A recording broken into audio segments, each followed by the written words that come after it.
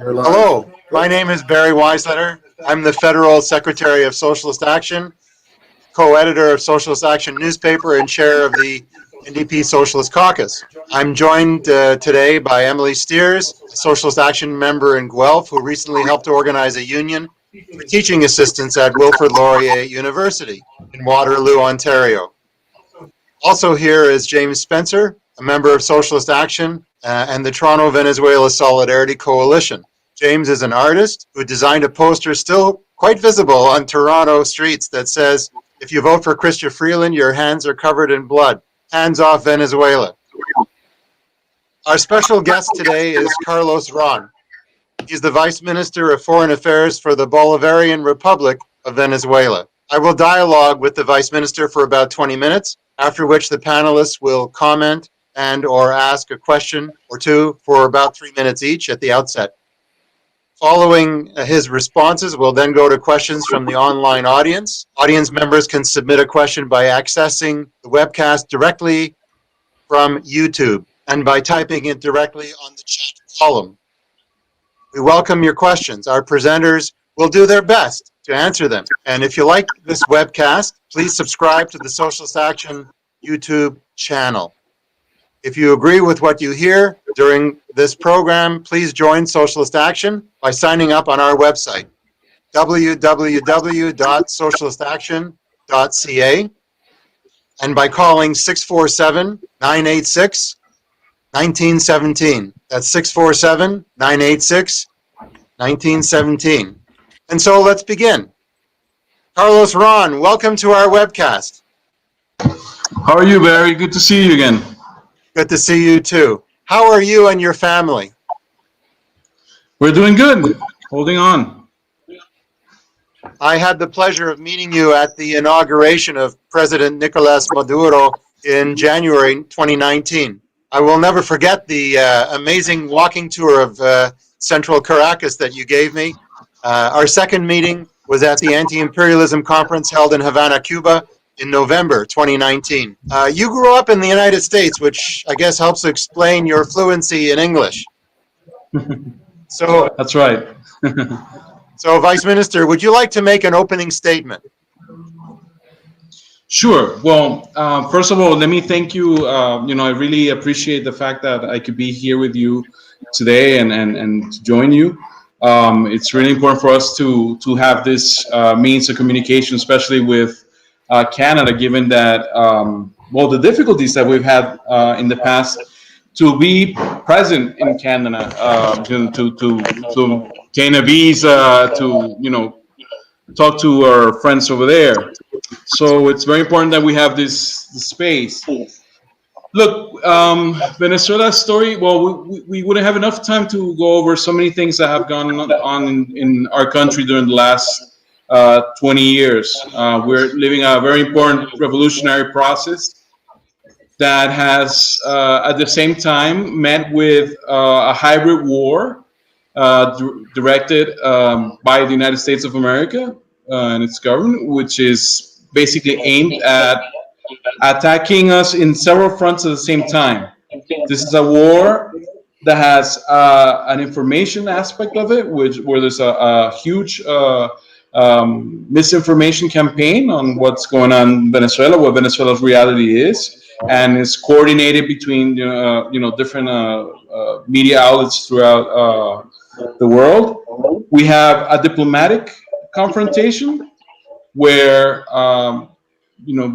from the United States and from some of its allies, including Canada, there has been a strong push to isolate the Venezuelan government, to exclude President Maduro from the Organization of American States, and then from the United Nations, and from even in a moment like now, when we are suffering like everybody else with COVID-19. There's a push. There was a push to stop Venezuela from obtaining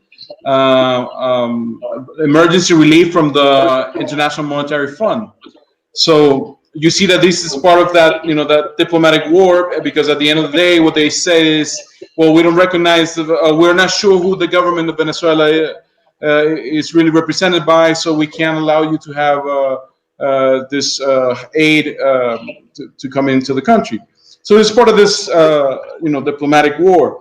Of course, there's a huge economic war that has multiple expressions, but that in more recent times has been expressed by a war of sanctions, and which should actually be called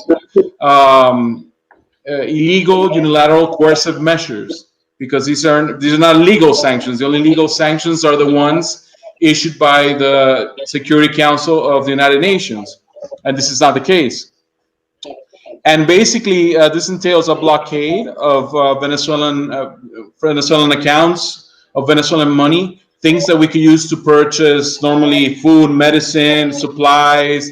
Everything has been that goes through the United States financial system has been blocked, and with the idea that this generates suffering to the population in an attempt to create such despair that people push for an ouster or a regime change in Venezuela.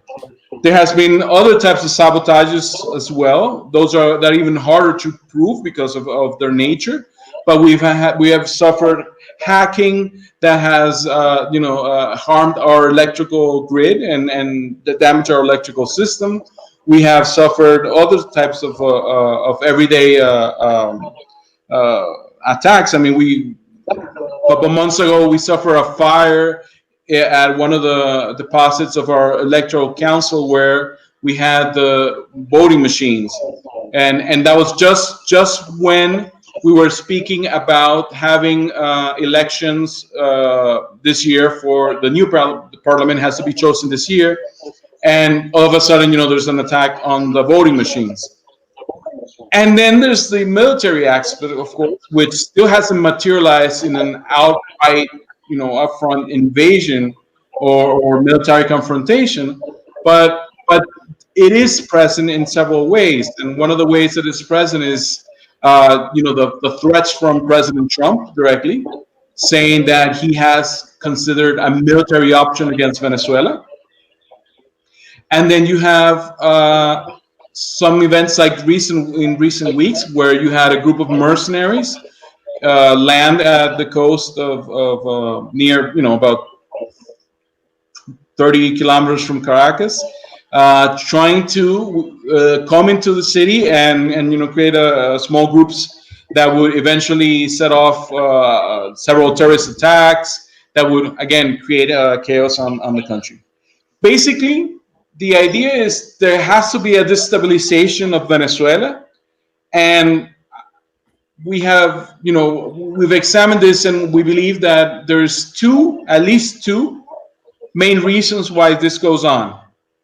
First, because Venezuela sits on the world's largest oil reserves, but there's also other important reserves that we have. We have gold, we have other minerals that are also important and that people want access to. So in a world where the United States has become the first one of the first oil producers and needs to control the market, imposing sanctions on countries like Venezuela or like Iran is important, because that gives you a way of maneuvering the oil supply. But besides the resources and besides those economic aspects, we think that one of the main reasons why we are a target is because we have a political position that defies what the U.S. administration, both the Trump administration, but even administrations before, what the foreign policy of the United States towards the Western Hemisphere is. Because we are promoting a very ample and democratic process that believes in national sovereignty, that believes in using natural resources as a basis for development, that believes in integration as a way to help each other and face the struggles of humanity that that everybody faces, but we want to face them in an independent, in a solidarity, in a way that we can do it with solidarity from other countries. And we are facing this challenge because we're setting an example that another type of society that goes against the neoliberal model that predominated Latin America for the last 20 years or so, another type of society is possible, and we are making it happen. So this is a definitely threat to the neoliberal model, especially in times where you have a wave of ultra-conservative governments in the region and in the United States and in Europe, and they're trying to impose their model on our people. So, All right. I summarized something very, very complex and in a few words, but basically I think if we have this as a framework, it's very easy to understand what's going on in Venezuela. Thank you, Carlos. That's an excellent opening statement. I'm going to pose a couple of more specific questions that may help you to elaborate a couple of aspects of the general situation you just portrayed. Very recently, the United States threatened to block gasoline supply ships from Iran. So our viewers are wondering, did all the ships reach Venezuelan ports? And how big a blow is this to the embargo that the U.S. was not able to stop these shipments? Well, see, all the ships are on their way. We already, I believe, 3 of them are already in port, and there's 2 still coming. This is, see, the interesting thing is that these are 2 countries that are being sanctioned by the United States currently, both Iran and both Venezuela. And we have Venezuela is an oil producer, like but right now we have a shortage of gasoline because the way the structure of our production was, we used to get some refined gasoline from our sister company in the United States, which is Citgo, which is a company that's owned by Venezuela. And that was taken away in an executive order in August of last year by the Trump administration. It was given to this extreme group of the opposition that they recognized as president of Venezuela, and we have lost that connection. So now we don't have the refined gasoline that used to come from Citgo, and the components that we need to refine it here in Venezuela, in our refineries here, that's also being blocked by United States executive orders.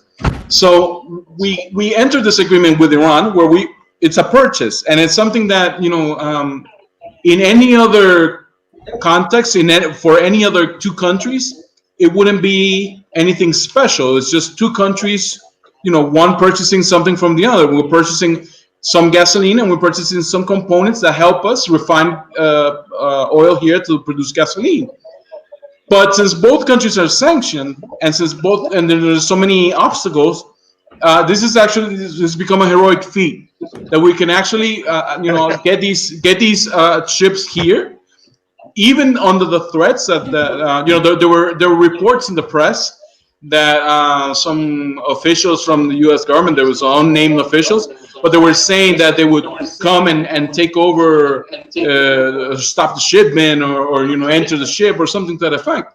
So we had to defy, both the countries had to defy this, and by allowing the shipments to come in.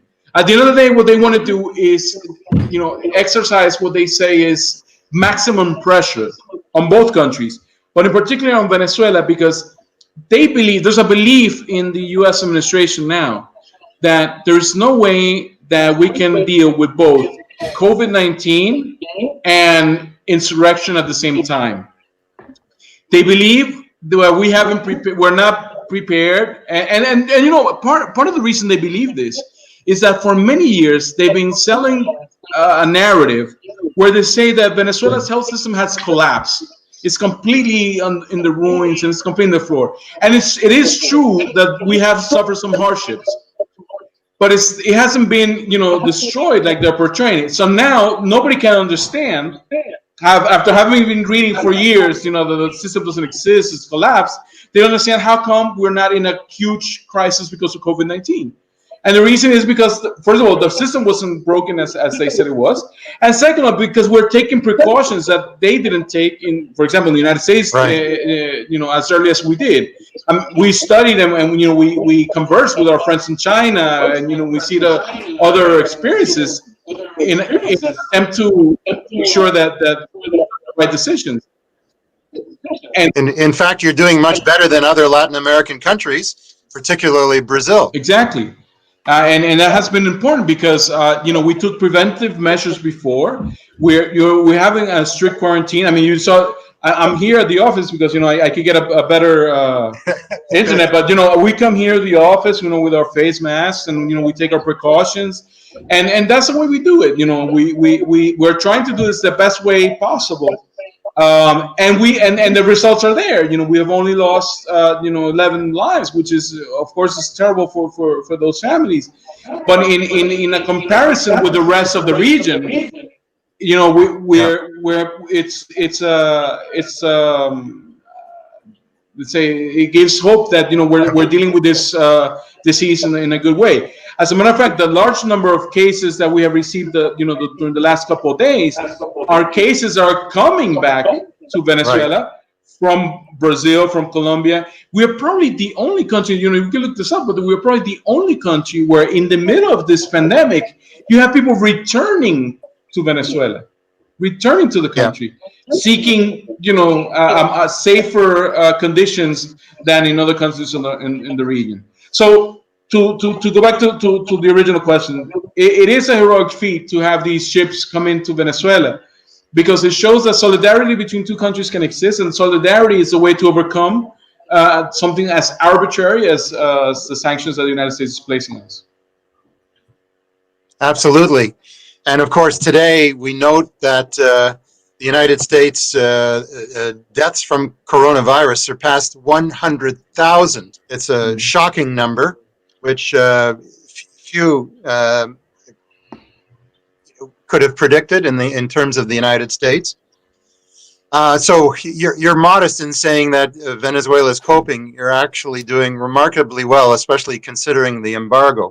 But I'm just gonna ask a quick question and then go to the other folks on the panel relating to the matter on which you touched. These U.S.-backed mercenaries who attempted to invade Venezuela in early May. I just want to mention to the audience, you probably are aware that the president, founder of Silver Corp, is a Canadian-born Jordan Goudreau, who actually served a stint in the Canadian Armed Forces before joining the U.S. military to become a Special Forces operative. And he is the one who got the multi-million-dollar contract from Guaido in October 2019, some $213 million to invade Venezuela and overthrow Maduro.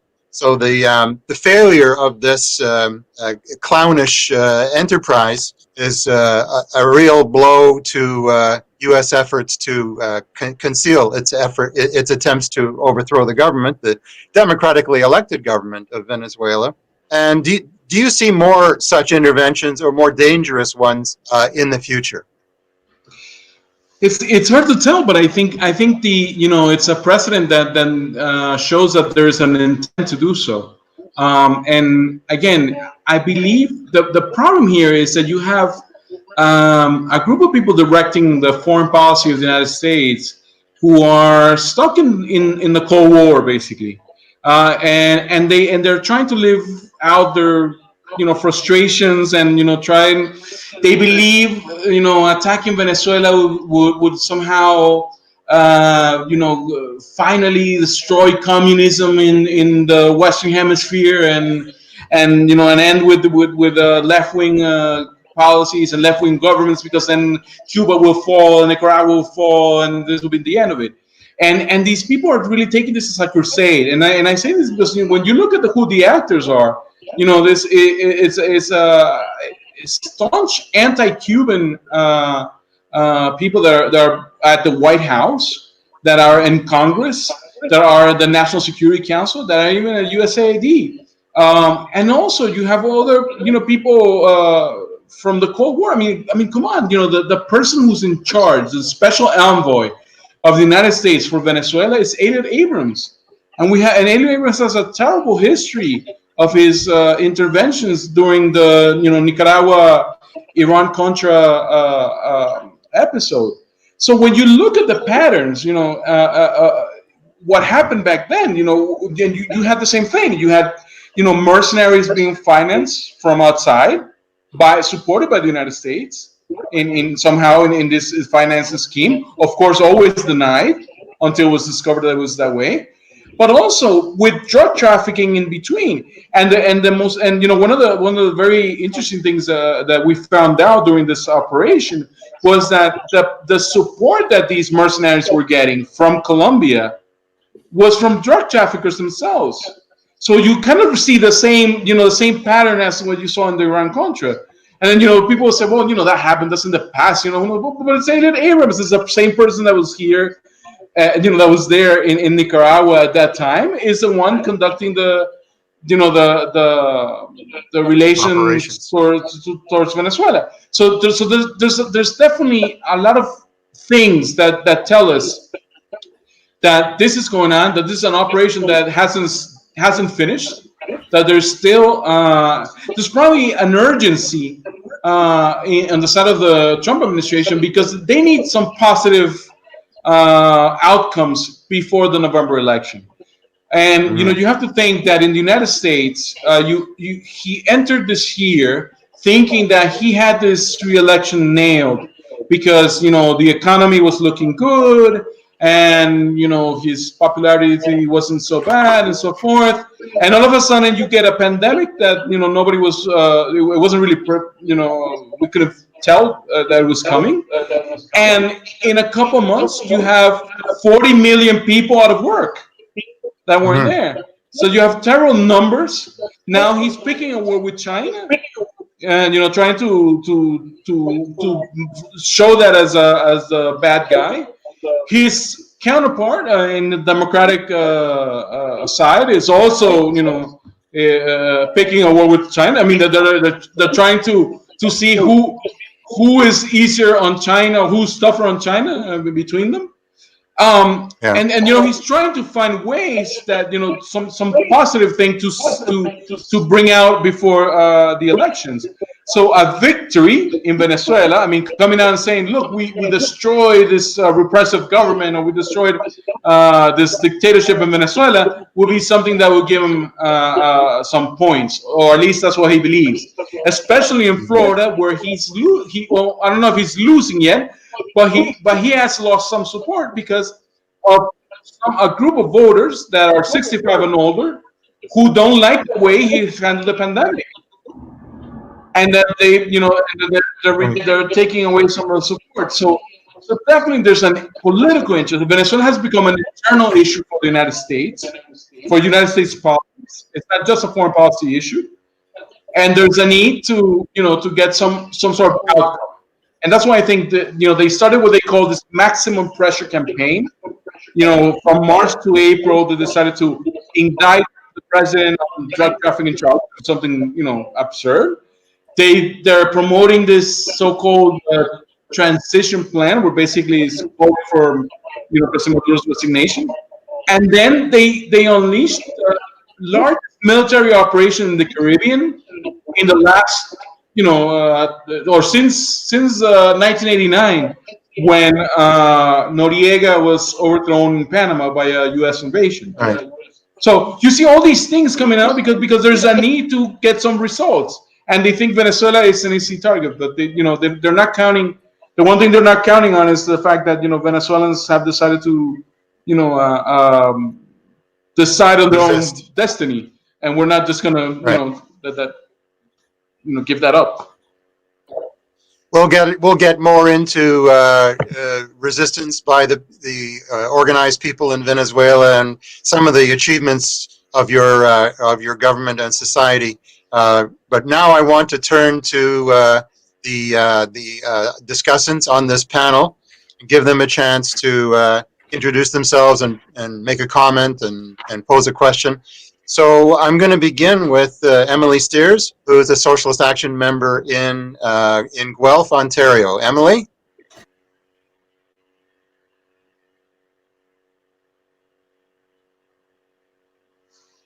I hope she can connect.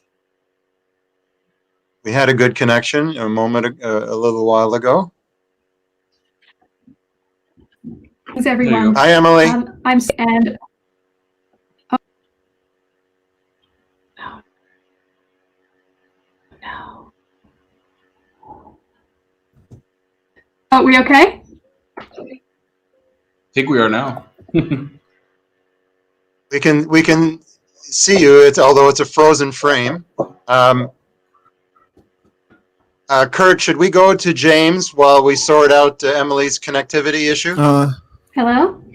No, Emily, Can anyone if hear you me? could just change your settings and the three dots on the right side and go to manage video quality and reduce that, it might be able to help us. Go to low definition, please. See how that works.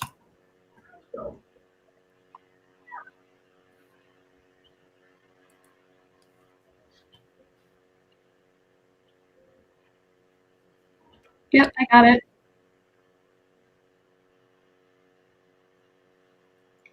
Okay.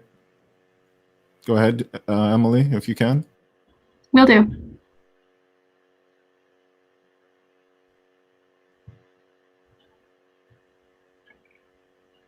Okay, I would suggest that we go to.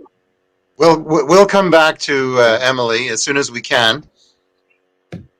I could turn off my video. That might Oops. work too. I heard voice, but no picture. Yeah. We could settle for voice. Emily, could you just hold off for a little bit, and we should go to James for now. Okay, it's my pleasure to call on James Spencer. Great idea. He's a member of Socialist Action in Toronto and the Toronto Venezuela Solidarity Coalition, and he's an artist. As you will soon see, one of his products behind him on the bulletin board. So, James, say hi and introduce yourself.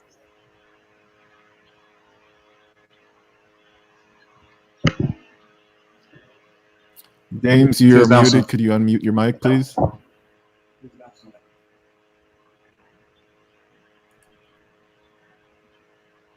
James, we're not hearing you or seeing you.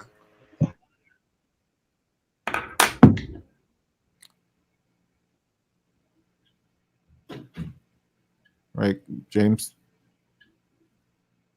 And we thought we had problems with Caracas. Okay, James, do one quick thing. Could you just exit and return back in, and we'll be able to hear you. It will fix the problem. Okay, should I dialogue a bit more with Carlos as we try to sort this out?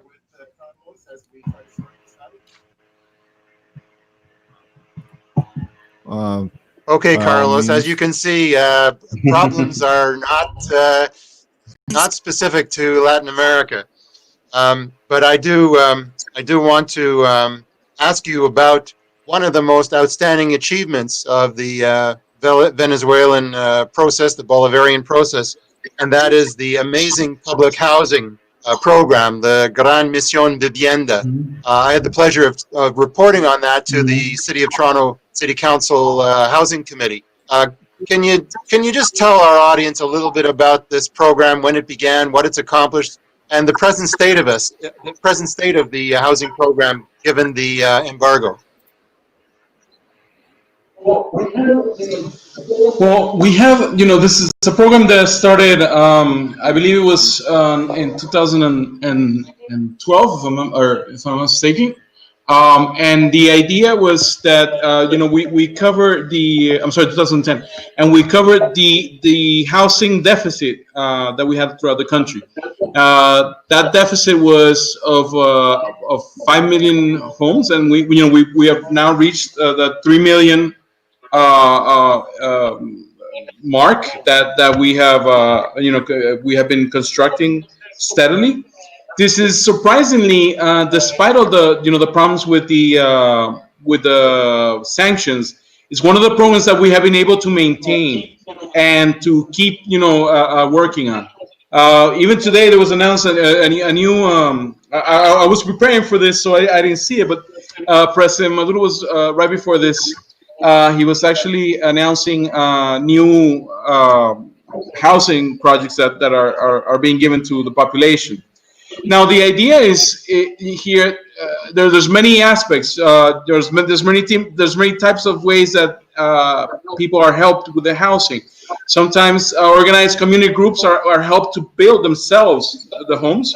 The government gives them the support, the technical support, the technical assistance, the assistance with materials. But people take part in the building process of their homes as well. So you end up with a sense of belonging that is very important with this housing project. You also have, an idea that is these homes have to be not only comfortable and not only, high quality. I mean, quality for a dignified living, but you also have to think about the community around. And you have, it's not just the fact that you just build a house in the middle of nowhere. Is that that family that lives in that place is allowed to have a school nearby and have stores nearby and be able to forge community life there. And from those projects stem the projects of the communes later on. The idea is that you build upon these housing projects and the community work together. That they're sustainable, that there is projects such as urban agriculture and other things that can help the community sustain and benefit from the project itself. We were in earlier this year, right before the pandemic. We were at the United Nations discussing this project. It's been recognized by the United Nations as a very successful project, and it's something that we're very proud of. That's wonderful, and I call it one of the 7 wonders of the world when I spoke to the city council about it. Kurt, should we go to Emily now or to James? Which one has the stronger signal? Let's go to Emily. Hello, everyone. I'm not going to turn my video on because apparently everything is evil and hates me. But I do want to say thank you so much for having me, and I am honored to be part of this panel. I do want to make a statement about our Deputy Prime Minister, Chrystia Freeland, whom, as we all know, has taken an incredibly hostile stance against Venezuela as spearheading the Lima Group, among other things. Freeland has previously described Venezuela as a failed state, despite all evidence to the contrary, with their brilliant track record of social programming and housing and the exemplary response to COVID-19. Chrystia Freeland likes to describe the so-called triumph of liberalism and capitalism over communism in the 20th century as an ideological war where developing countries would see the light, quote unquote, of capitalist systems. She ignores the fact that this was brought on by the slaughter of thousands of communist and socialist peoples across the world and violent suppression of ideology. Many people in Canada uphold Chrystia Freeland as some kind of feminist icon. And as a feminist activist and member of Socialist Action, I will have no icons that proudly uphold themselves as bastions of neoliberal capitalism. My question for you, kind of bringing it back to Canada, we've acknowledged that one of the mercenary responsible for this ridiculous attempted incursion into Venezuela was Canadian. My question is, what kind of accountability does Canada need to take in this regard? Well, Emily, thank you for your question. I think it opens up for a big discussion also on the role that Canada has had in this whole campaign against Venezuela. And it hasn't just been Freeland. We've seen also Trudeau himself and other ministers. A couple of days ago, there was a meeting a virtual meeting organized by Spain, but you had donor countries uh, that were somehow uh, trying to gather money that they say is going to be used to help Venezuelan refugees throughout the region. At the end of the day, what you see is that these are countries that are somehow trying to save their image somehow and show that they're not doing just what the United States is asking of them, but that they have some sort of purpose or there are some sort of values behind what they do. And I think that has been, in general terms, the role that Canada has been trying to play.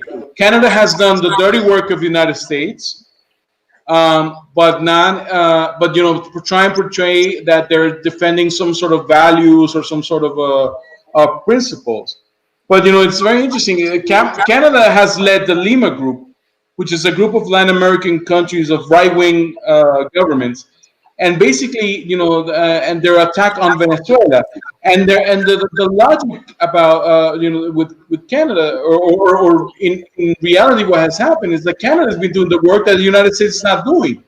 The United States knows that they can't directly tell the rest or organize the rest of Latin America and then their allies to gang up against Venezuela. So they left this role for Canada to play.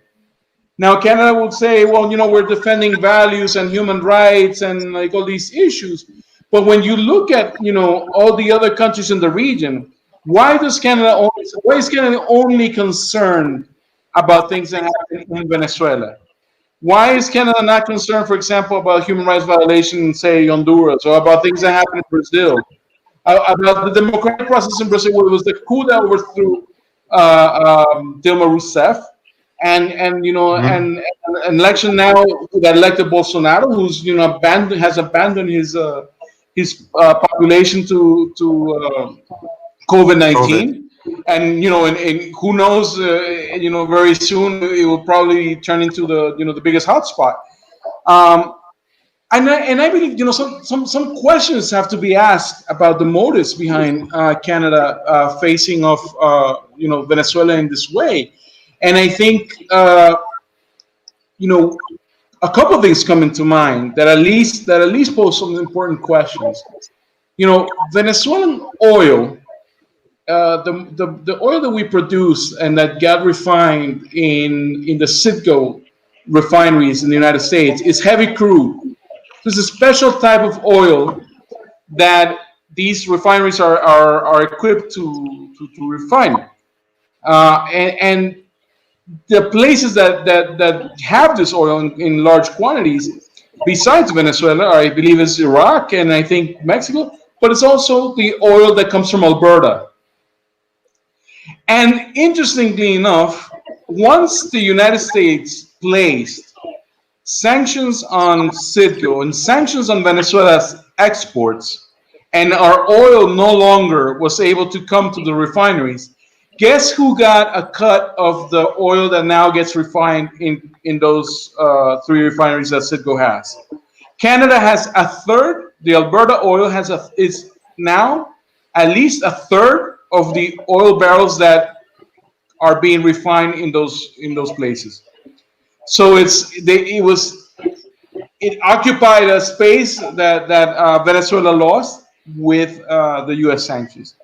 But also there are mining companies such as Crystal X, who's also a Canadian company, and who left Venezuela after an argument where we nationalized some of the mines, and they didn't agree to the terms that we proposed, and they sued Venezuela, and now they're trying to, with the lawsuit, they're trying to gain control of Citgo in the United States.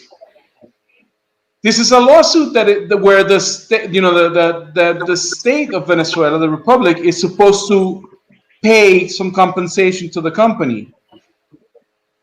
they hired a group of lawyers that developed an argument, and they presented this argument that it wasn't just the republic that had to pay, but the payment could come from Venezuelan assets outside. And they developed this theory where Citgo would be considered the Venezuelan republic, and so Citgo could be taken away as as repayment. The funny story is that the lawyer that advised this theory or this argument now happens to be the prosecutor or the prosecutor general from the lawyer that in Guaido's fake government, who's supposed to be defending Venezuela at the trial against Crystal X. So imagine the conflict of interest. The same lawyer that justified why Crystal X should get Citgo is supposed to be defending, Citgo from Crystal X. There's a huge contradiction. And at the end of the day, of course, the courts are in a couple of weeks or a couple of days ago, the courts are trying to decide as to give control of Citgo to allow Citgo to be sold to repay Crystal X. So at the end of the day, what you have is there's interest. There's definitely economic interest in Canada, in the oil business, in the mining business, that have an interest in seeing the Venezuelan state dismantled. Not only the government overthrown, but the Venezuelan state dismantled, where we lose control of our refineries, we lose control of that market access, and when we lose control of our mines and all our resources, so that companies from outside, from the U.S. and from Canada, can come in and benefit from this. So this is something that is very clear, and that it's unfortunate because we believe we respect the people of Canada. We never had an issue with Canada before. We want to construct a strong relationship with the Canadian people, but the government that they have right now, or that you have right now, as you said, is a government that is set in destabilizing Venezuela. Thank you, Carlos. And many people in Canada know that the Toronto Stock Exchange is the home of over 60% of the mining corporations, the big mining corporations in the world today. So the connection is quite clear in terms of material interest in a neoliberal, no holds barred resource extraction Venezuela as far as the profiteers are concerned. So we're going to try now and go again to James, who's been very patient, and hopefully the technology will cooperate. James?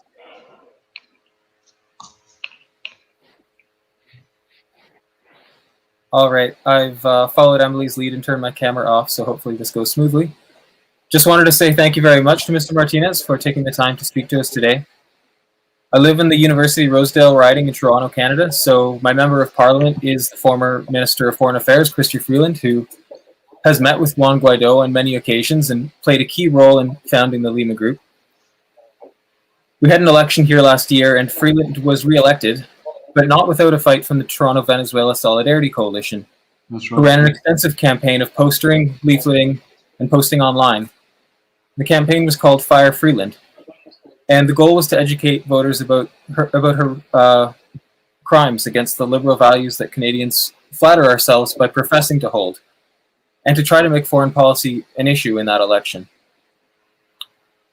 So first and foremost, I want to express deep shame and regret on behalf of all the Canadians who see what our government is trying to do to your country and recognize it for the crime against democracy and self-determination that it is. And I urge all Canadians to research this topic for themselves and ultimately to express their unqualified condemnation for our government's actions against Venezuela. I have two questions in this round, if that's all right. Mm-hmm. The first one is, one figure I see cited often to illustrate the impact of sanctions on civilian life in Venezuela is that U.S. sanctions have killed 40,000 Venezuelans.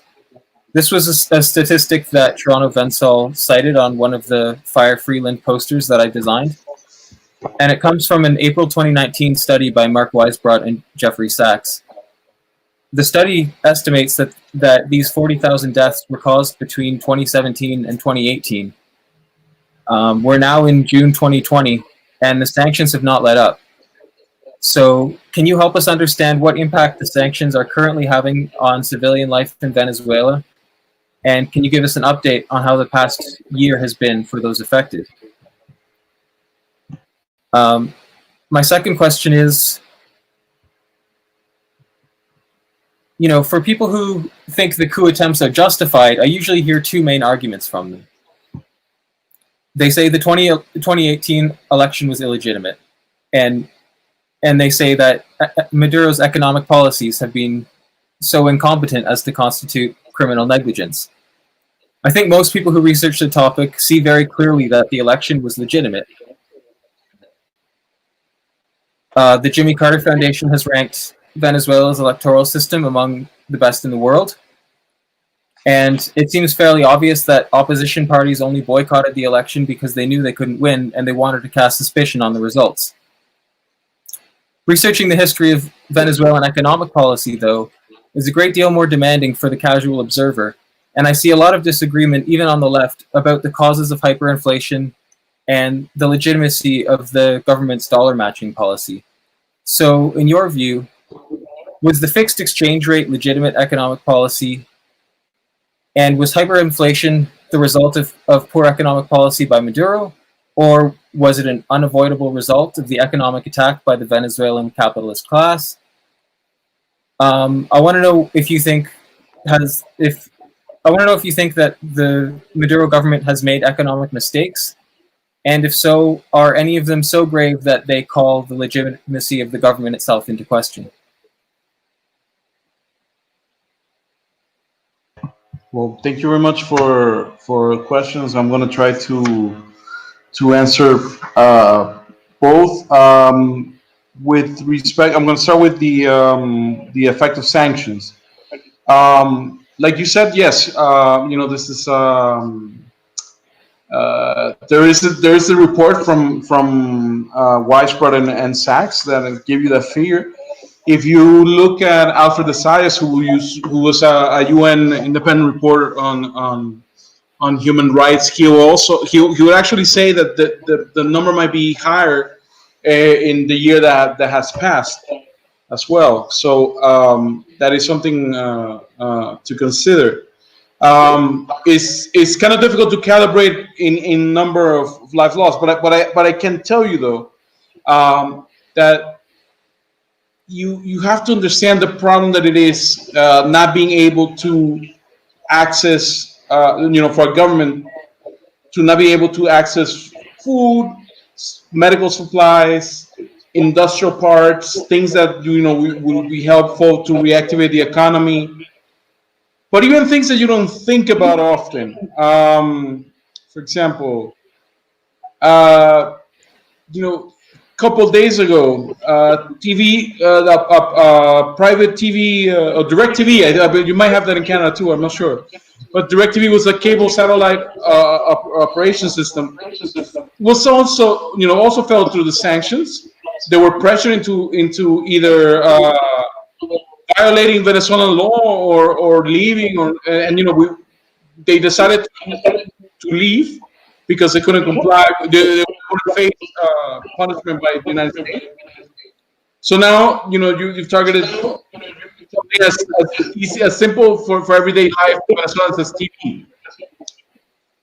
What I'm getting at is, the policy of sanctions aimed at creating desperate life, something that is obstacled so much.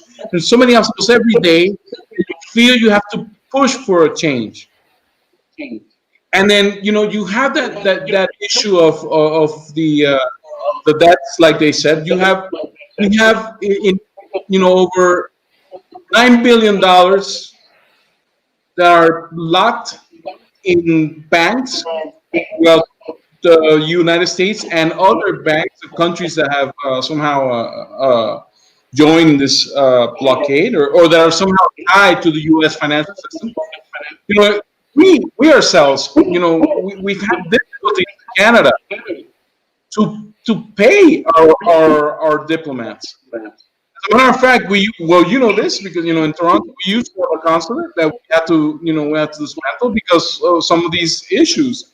You know, we couldn't resolve how to keep on our payments and our everything up to date because we're being blocked.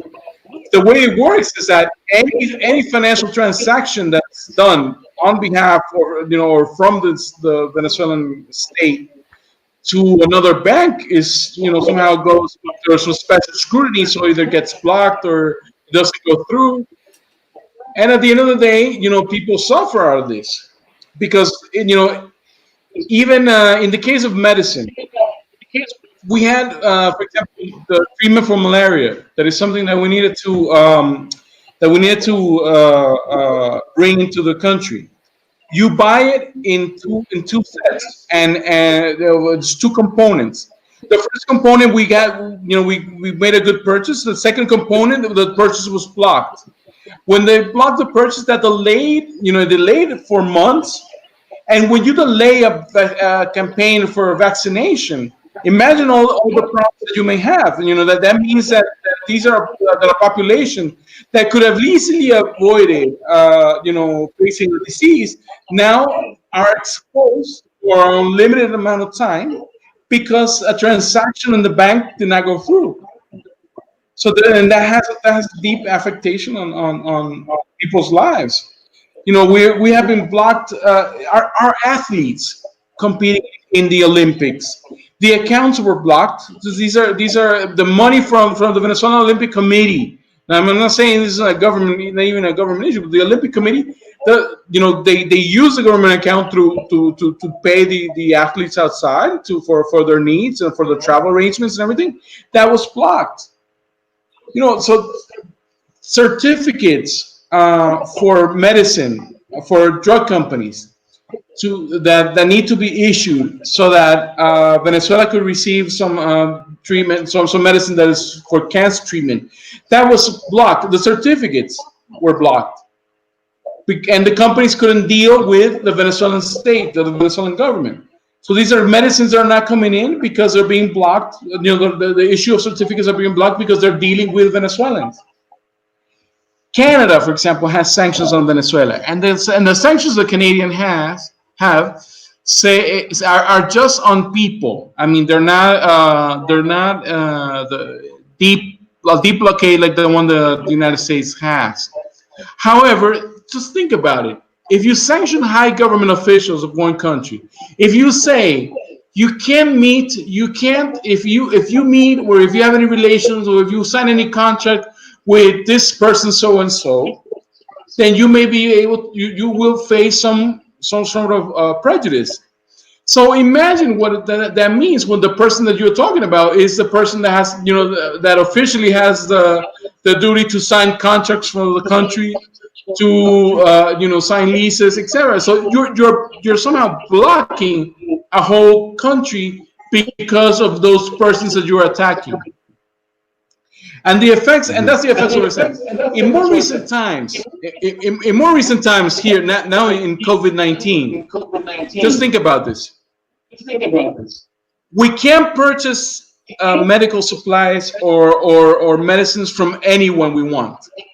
A lot of these suppliers, the regular people that would sell these things, don't want to sell them to Venezuela because they say, look, we're going to get in trouble, so we'd rather not have any business to do with Venezuela. So if Canada, for example, needs to buy masks, it could go outside and there'll be 20 suppliers that we're ready to sell. If Venezuela wants to buy masks, then we have to find who around the world is not scared of facing U.S. sanctions. When we find these sellers, they're probably charged 2, 3, 4 times the amount of what it costs because they know they could take advantage of that. So you're forcing a country to spend much more money on something that that it would have regularly have, especially and when within a context coming from economic crisis caused by, in other things, the low price of oil, which is something that that is Venezuela's main source of income. Then once you decide, you find the person who's going to sell to you. You find, even though they're selling it to a very high price, and you're going to pay, then the transaction gets blocked because the banks don't want to deal with your money. We've asked the United States. We said, look, we have money blocked in your banks. We could tell you, what we need. Here's the list. These are the supplies we need. This is the payment order, the purchase order. Pay it yourself. Don't even transfer the money back. Don't let us do it. Do the transaction yourself. If you want, you could do it with American companies. It doesn't matter. But do it with that money that is Venezuelan money, the money of the Venezuelan people that is in the U.S. banks. Do it with that money so that we can at least bring those supplies home. What's the response from the United States? Oh, that's not for you to decide because you're not the legitimate government of Venezuela. Come on. So this is an arbitrary decision, just aimed at creating suffering in the people. That is why we're taking them to the International Criminal Court, because this is a form of collective punishment. This is a form of an aggression to a whole people. Because when somebody can't find their cancer treatment in Venezuela, it doesn't matter if they're opposition of their government, if they're pro-US or not. It doesn't matter who they are. Everybody suffers equally. And this is a crime against humanity. And this is something that what we're denouncing, and this is something, and that's why it's so critical that that people realize that this is going on, and that people oppose this, and the government and people in places such as Canada don't support something to this effect. Okay. The other thing, your other question on the economics issue. Right. I'll try to be brief because I know I took a lot of time in the first half, but really quickly, of course we make mistakes, because I don't think anybody can say you never make mistakes. I think it is always possible for mistakes to be made. But now, are you going to punish a country for economic mistakes that were made? Making their economic situation even worse by sanctioning them? And this is the thing. Definitely, you asked specifically about the exchange rate. There was a time when we had a fixed exchange rate because controlled exchange, because we were preventing capital flight. And if you look at the history of Latin America, and you see this in Argentina, and you see this in other countries, capital flight has been a very important factor in destroying many of our economies. At the time, it was the right thing to do, I believe. And then like economic policies are not necessarily eternal. You have to keep updating every so often, depending on what the issues are. And yes, we have some problems that that didn't necessarily start with the sanctions. And like I said, the fall of oil prices was very important for us, because again, Venezuela, it's about 85 to 90% of its income comes from oil. So definitely, if you have an oil barrel and $120, fantastic for oil producer.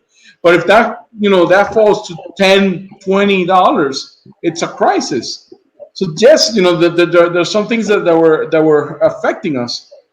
But But then if you add on to that, the sanctions and the internal sabotage, and then and the violent protests, and you create this chaos. You're using this context in order to provoke a change of government. A lot of the inflation rates that you asked about, a lot of this was induced, because if you follow the monetary components of what makes up the exchange rate and the value of the dollar, for example, it had nothing to do with economic relations. These were price set by websites outside of Venezuela, by some people on the frontier that just, they're pushing things to a limit that would create inflation, a false inflation, not based on economic reality, but based on, sabotage. And a lot of that had to do with, with the realities we face. Economic policies for a country that's oil dependent and that is still, under, and now is facing, all these sanctions. Trade is blocked, repatriation of money is blocked, etc. It's very difficult to carry out, the sound policies when you have all these attacks at the same time. Thank you, Carlos. And before we go to questions from the audience, I just want to mention, because it shouldn't be forgotten or overlooked, that the election that Maduro won in 2018 was a contested election. Not all of the opposition parties boycotted it. I believe there were at least 2 or 3 candidates who faced Maduro, and he won a majority. I just want to remind viewers that you need to look more closely at the false claims made by the corporate media. And by the way, the media in Venezuela is predominantly privately owned, and it pumps out a steady stream of propaganda against the government. The government has one major television and radio network, and so the opposition has a magnified voice in the context of the body politic of Venezuela. So, Kurt, let's have 3 or 4 questions from our online audience, and I'll ask Carlos to kindly get his pen and paper and make a note of these so we can answer them together then, rather than intervene between each question, so we can economize the time as best we can. Kurt, how about some questions from the audience? All right, so I'm going to ask 3 questions at this moment. The first one is by Ellen Ramsey. The question is, how is Cuba assisting Venezuela at this time? The second is by John Orrit, and he's asked, I understand Iran sent some tankers filled with gasoline to Caracas. Did they leave with some crude oil to take away from Venezuela for sale elsewhere? And I asked a question, but it was already asked by James. So Emily has stated that she has a question that was sent to her. So I would like Emily to pose that question at this time. Thank you, Emily. So this Great. question comes from Comrade YC, and he asks, what should Canada's leftist activists who are sympathetic to the Bolivarian project do to mobilize and protect the Venezuelan embassy in Ottawa, Canada? Yeah, good question, because Washington, of course, the embassy there was seized by the FBI, the police, and the right wing to install Guaido's people. So thanks for those 3 questions. Carlos, the floor is yours once again. Thank you. Okay, so Cuba.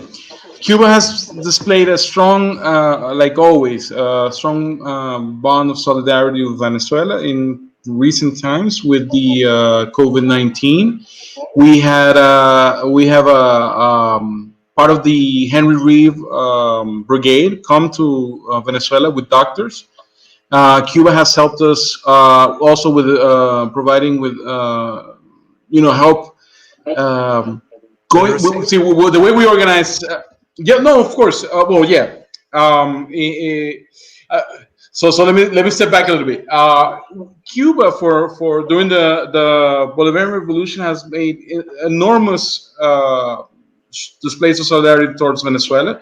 We have a strong partnership, and with Cuba we were able to build our Barrio Adentro health system, which is a inner city or rural community community doctors that are there for preventive medicine and for emergency care, and sometimes others as well. But that basic system was established with the help of the Cubans.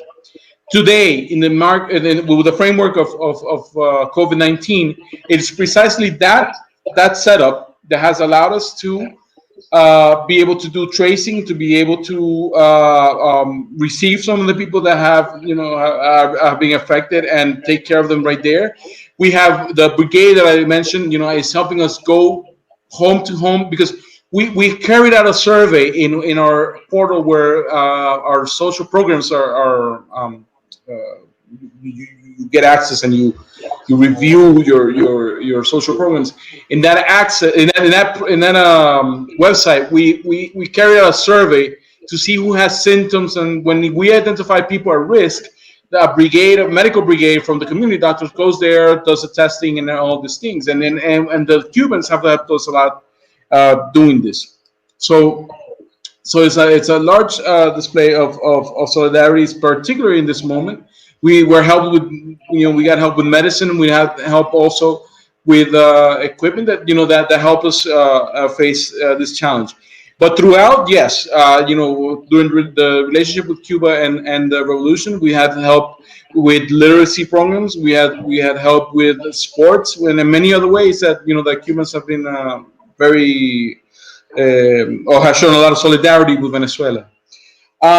With the issue of Iran, I am not aware that they carried anything back in that sense. I know that, this was a transaction where we bought the oil and the components coming in. Okay, so it was a normal commercial transaction in that sense.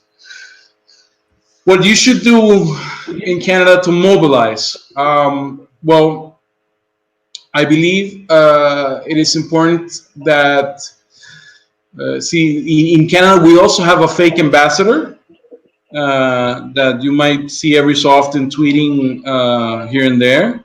By the way, we haven't said this, but I'll say it now, so you get this as a first exclusive. Remember when I told you Citgo got taken over by the United States and got placed in the hands of the Guaido representatives. Now, Citgo had a foundation, which this foundation was in charge of doing their social work, basically. There's the corporate responsibility type of aspect, that these corporations, the structure of corporations usually has. And when we had control, it was a way where we supported important social projects like, for example, urban agriculture in the Bronx in New York. We supported children getting treatment, special treatment that some children needed to get for bone marrow transplants in Italy, where they have the specialized doctors that treat it, and we don't have in Venezuela or in other places. So these funds were, this foundation used to pay for these things and so forth. Well, after Guaido took control of the company, or after it was given control by the U.S., of course, all those programs, fell apart. The children couldn't get their bone marrow treatment the way they used to before. We tried through other ways 4 times. Now, this is something I saw. I saw the four purchases or the vouchers. When we tried making payments directly so that the people will continue to get their access to treatment yearly, and the payments were blocked. And in one of the payments, even the money was retained by one of the banks. It didn't even return to the accounts in Venezuela. It was, it was retained there. This is all because we could no longer use the Citgo Foundation. But guess what the Citgo Foundation is doing now? It's financing NGOs to help Venezuelans outside of Venezuela, and the what they call the refugees, and giving out this aid. Well, if you look at the 5 NGOs that are supposed to be the ones that Citgo is helping out and is providing money to, one has about 3 family members of the fake ambassador that Guaido has in Canada. His members are all in the board, and they're the ones getting the money to do who knows what. Because if you ask any Venezuelan, that is from those thousands of Venezuelans that are coming back into the country, because of COVID-19, and because they've been humiliated outside, because they've been persecuted because of being Venezuelan. because all the suffering that they have encountered outside. If you ask any of them if they receive any help from outside, from the NGOs, they'll say nothing. Nothing. They've seen anything. They haven't seen a cent. And now these so-called NGOs, but when you see them, it's the family members of the Guaido representatives outside. I mean, they're all getting, circling the money to themselves. So this is absurd, and this is outrageous. This is a people that come with a discourse saying that they're accusing our government of corruption, and the first thing you see, they lose the money that they gather in the concert in Colombia. They are using the money that from Citgo for their own benefit. It's crazy. This is a huge fraud. This is a huge corruption scheme, and governments like the government of Canada are falling to the trap of supporting this. So I think it is important for you to know that first of all, to denounce this fraud, denounce this guy for the fraud that he is, and denounce this organization that, this NGO for the fraud that they are, and support, our friends. We have our diplomats. We have Professor Luis Acuña, who's a standing, stubborn man defending Venezuelan sovereignty despite all the humiliations that he receives from the Canadian government, and he's standing strong and tall at our embassy. So, I think it's important to show that support. You have before. Well, saludos, professor, and he knows that we're very proud.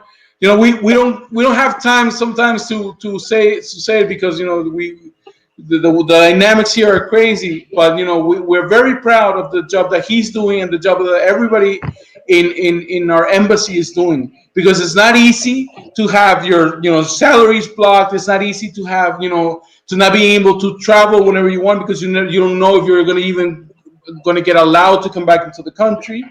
It's not easy to face what they're facing, and despite all the difficulties, they're trying to tend what the fake government is not doing. They're trying to tend to the necessities of the Venezuelan people. They still carry out and give them their passports and the documents and everything that they could do.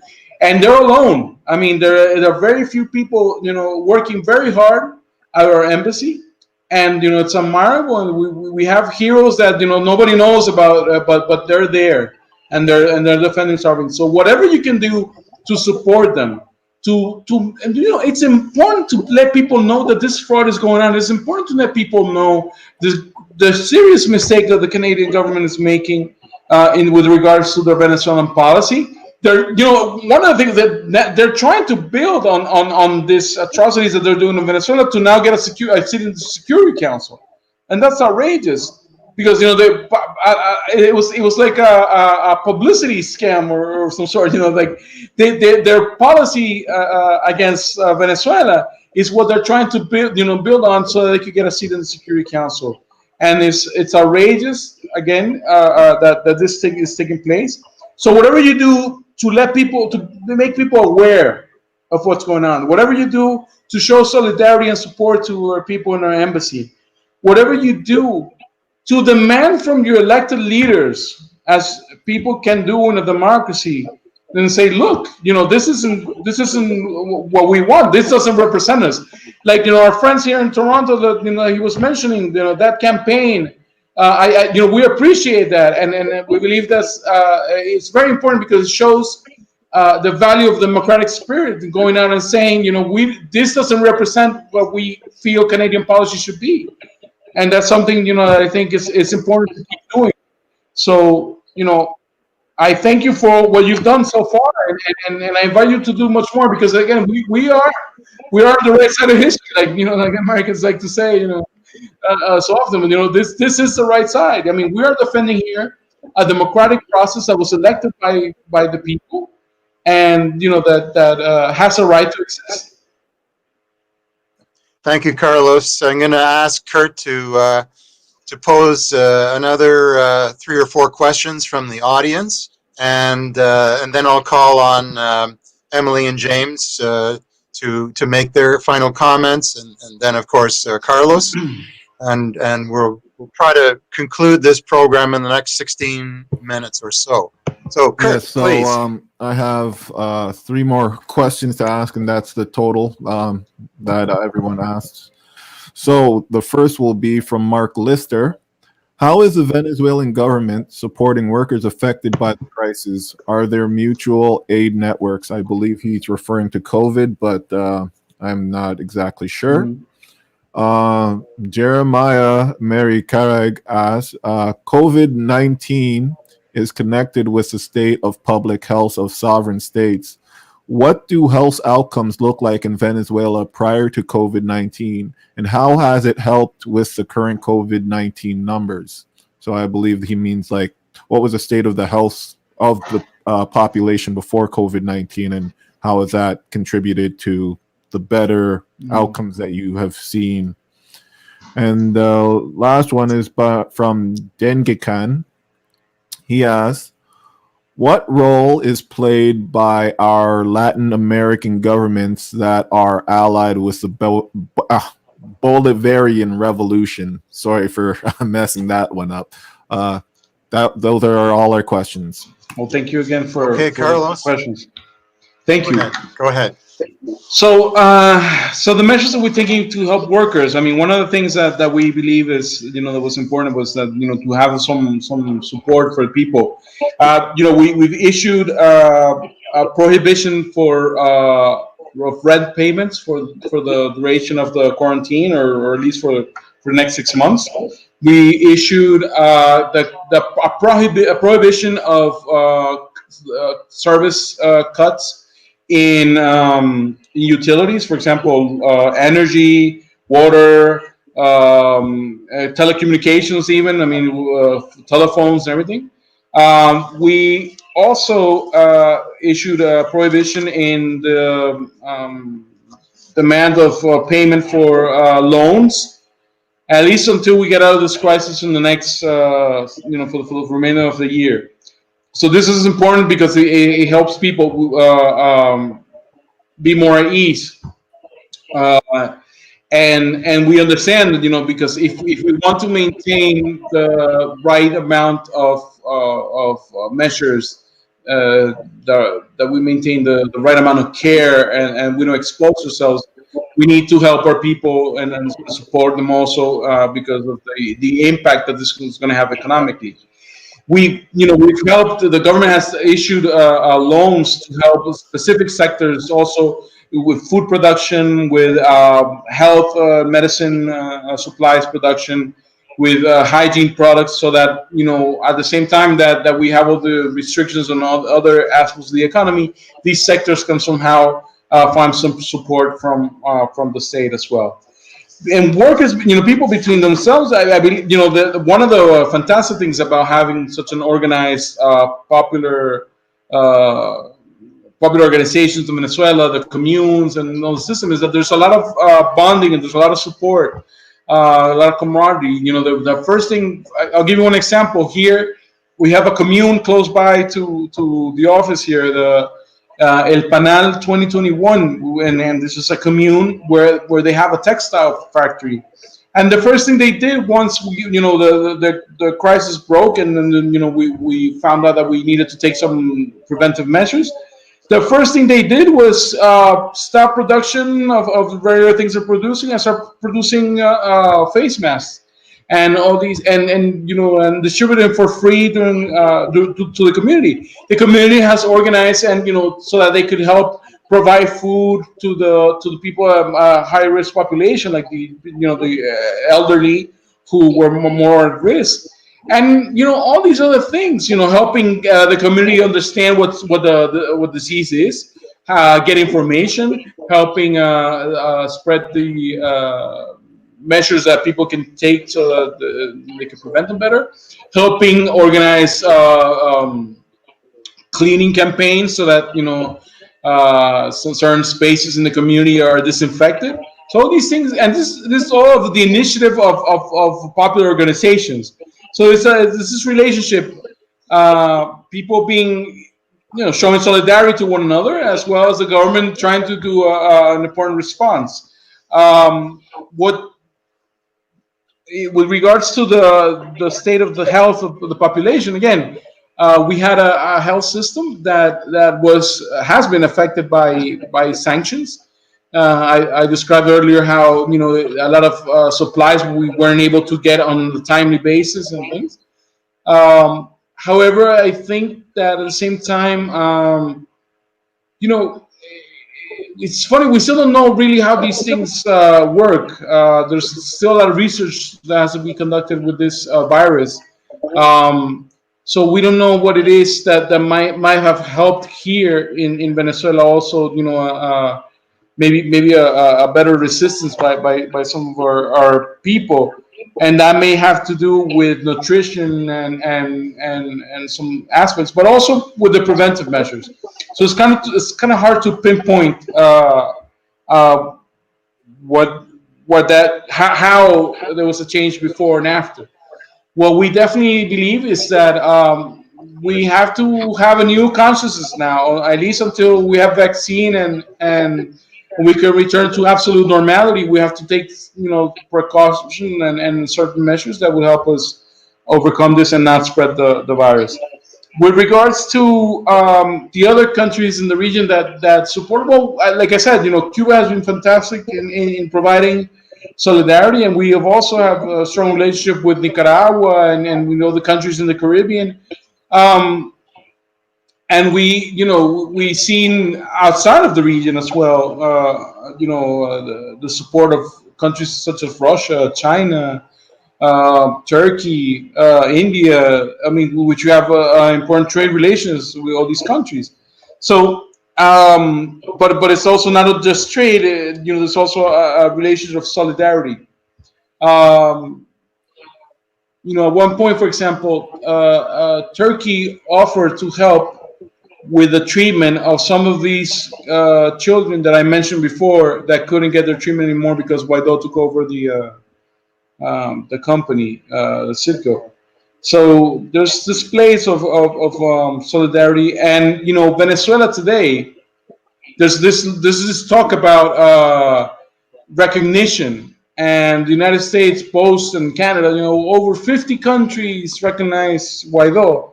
But when you go to the United Nations, you know that over 120 countries. I mean, the non-aligned movement recognizes President Maduro. More than three quarters of the countries around the world recognize our democratic elected government, and that shows a lot, about the support that we receive throughout the world. Thank you, Carlos. I'm now going to call on Emily and James to make a concluding comment or pose a final question, and we'll try to wrap this up in the next 10 minutes.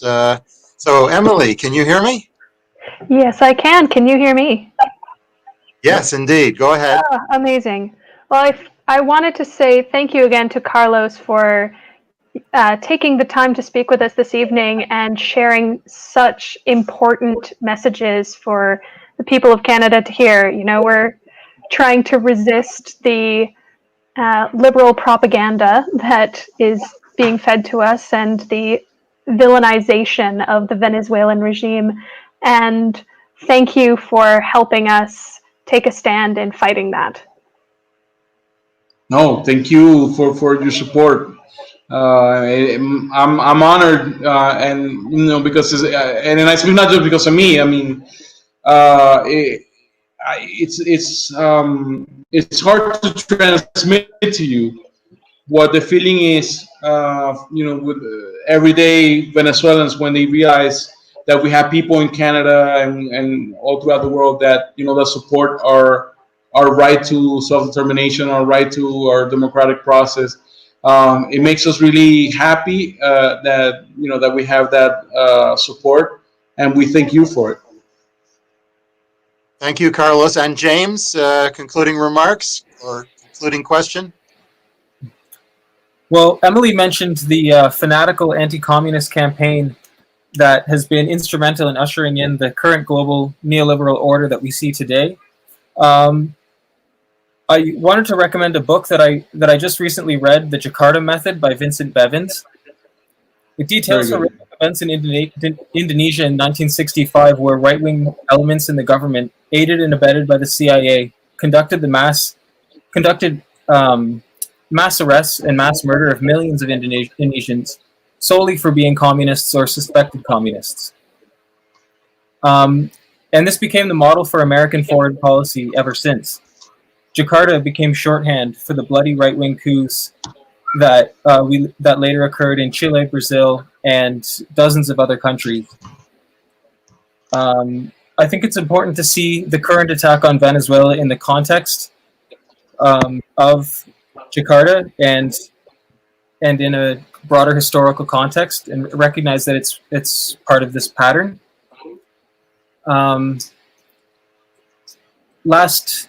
Last summer, I was protesting a barbecue held by the Canadian Finance Minister Bill Morneau, and one of the signs that he held up said "Hands off Venezuela." A curious guy came up to me and was asking, so I began telling him about how this was a bad faith operation being led at the time by John Bolton and Elliot Abrams, who are behind some of America's most egregious war crimes, and that they were really only interested in the oil.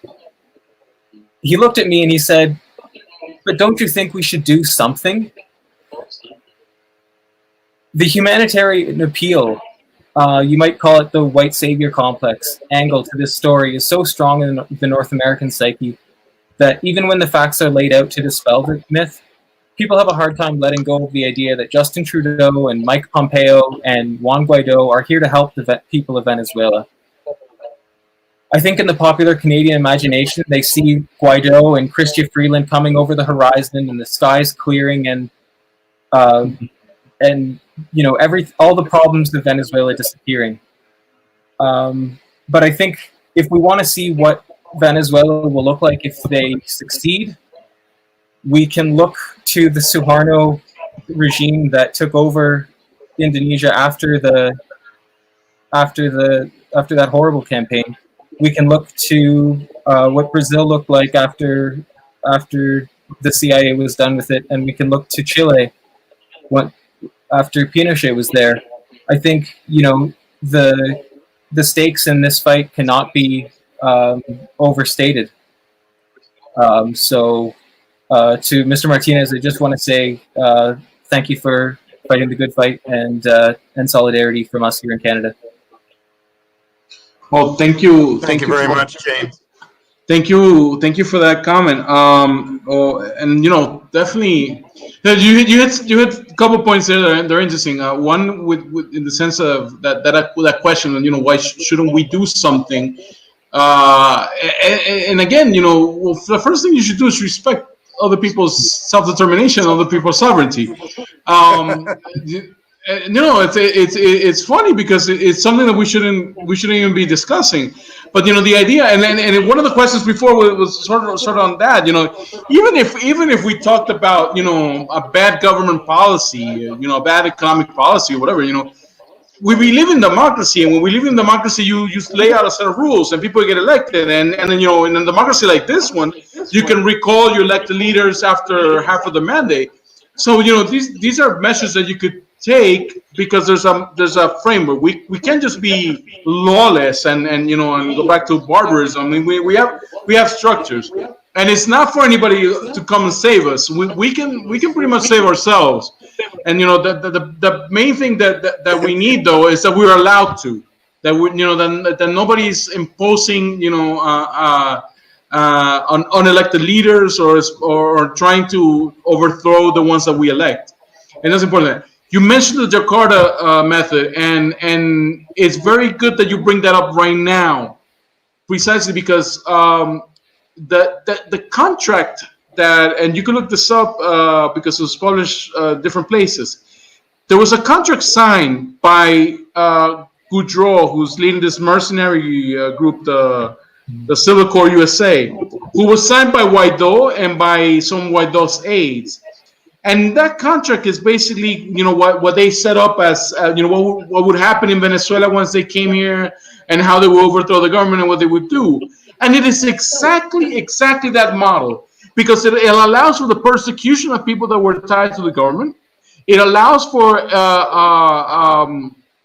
unaccountable actions by this mercenary corporation that would somehow turn into an occupation army. And you know, in violation of Venezuelan law, Venezuelan constitution, they would install somehow, you know, a persecution campaign. And it's exactly the same, you know, script from the Jakarta method. So it's not something that we're talking about that, you know, only happened in the 60s and we left it away. You know, it is something that is recurrent. It's a method that's recurrent, and it's a method that is supported by, defended by Latin American fascism. You know, we had the same movements. I don't know if you know this. In Chile, in the wars in Chile, right before Allende was overthrown, the right wing would write graffiti saying Jakarta, you know, Jakarta now, or you know, we should have our Jakarta now, because they knew what the system was about, and they wanted to do it in Chile as well. And it's the same attitude that the people that, you know, with Juan Guaidó, the people that signed that document, it's the same attitude they have. They want to come in, they want to bring this occupation army and to exterminate everything that has to do with the Bolivarian Revolution. So it's very important that we study that.